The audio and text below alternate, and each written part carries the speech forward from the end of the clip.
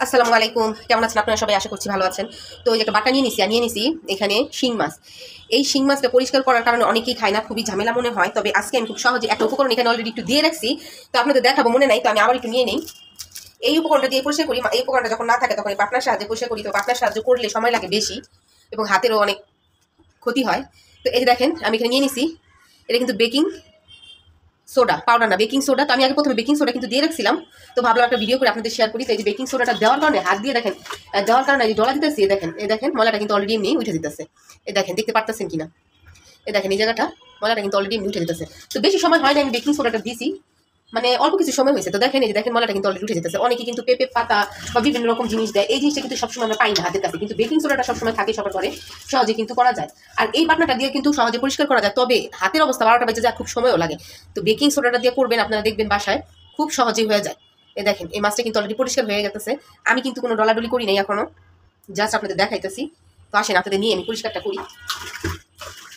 Baking সোডাটা দিয়ে just হালকা অল্প করে হাত দিয়ে ঘষতেছি। আর এই বাটনাটা কিন্তু একটু ধারদার থাকে, আর এইটা দিয়ে করলে কিন্তু সময় বেশি লাগে। আর বেকিং সোডা দিয়ে করার পরে আপনারা দিয়ে কিছু সময় রেখে দিবেন, দেখবেন পরিষ্কার করা খুবই ইজি হয়ে যাবে। সাথে একটু লবণ দিয়ে দিবেন। আর আমি মাছগুলো মারার সময় লবণ দিচ্ছি, এই কারণে আমি লবণ এখানে দিই নাই, জাস্ট বেকিং সোডাটাই দিয়ে কাজটা করতেছি। আর আমার খুব ইজি হয়ে যেতেছে। দেখেন আমি কিন্তু তেমন একটা ঘষাঘষি করতেছি না, হাত দিয়ে জাস্ট আলতোভাবে আপনারা ঝাঁকা দিলেও হবে, কোনো একটা পাত্রে রেখে ঝাঁকা দিলেও হবে। দেখেন মাছ কিন্তু পরিষ্কার হয়ে যেতেছে, ধুয়ে দেখে আপনাদের দেখেন, দেখেন কি পরিমাণ ময়লা দিল।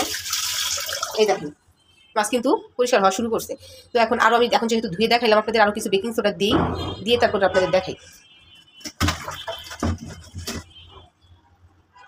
তো ধুয়ে যেহেতু আপনাদের দেখাইছি, এই কারণে আমি আর একটু কিছু বেকিং সোডা এখানে নিয়ে নিলাম। এই দেখেন এই যে বেকিং সোডাটা হাতের আলতো করে দেখে, এই দেখেন বেকিং সোডা নিয়ে নিলাম। এখন আমি এটাকে আবার দিলাম, দিয়ে এখন জাস্ট নাড়াচাড়া করে মাছগুলো আপনাদের পরিষ্কার করে রাখবো।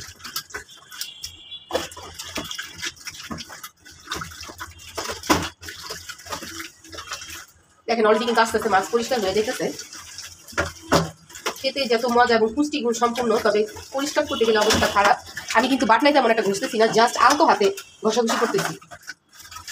বাটনা দিয়েও পরিষ্কার হয়, তবে অনেক সময় লাগে। হাতের অবস্থা তো 12টা বেজেই যায়। দেখেন আমি একটু কাছ থেকে দেখাই, এ দেখেন মাছগুলি কিন্তু পরিষ্কার হয়ে যাচ্ছে, দেখতে পারতেছেন মাছগুলি কিন্তু অলরেডি দেখেন সাদা সাদা হয়ে যেতেছে। তো আমি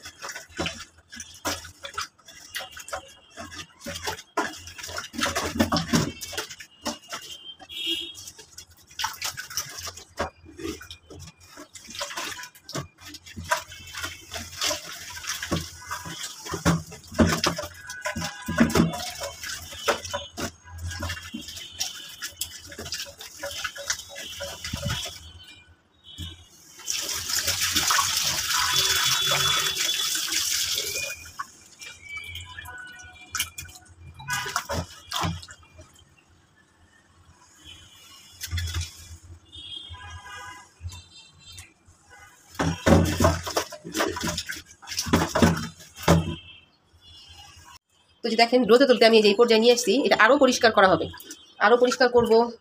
তারপরে যে মাছের এই যে কিনারে কিনারে যেগুলো আছে এগুলো কাইটা ফেলাই দিব, এবং মাছের যে রগ আছে এই রগ কিন্তু খাওয়া হয় না, এই রগগুলো কিন্তু ফেলাই দিব। ফেলাই দিয়ে তারপর আমার এই মাছটা কিন্তু রান্নার উপযুক্ত হবে।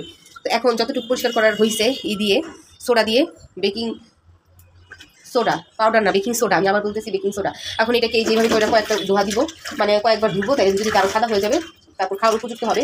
অনেকেই দেখি শিং মাছ বেশি পরিষ্কার করে না, কালো অবস্থাতেই খায়, তবে আমরা কিন্তু একেবারে সাদা করে ফেলি। তো জায়গায় জায়গায় এখনো কালো আছে, সেই অবস্থায় দেখি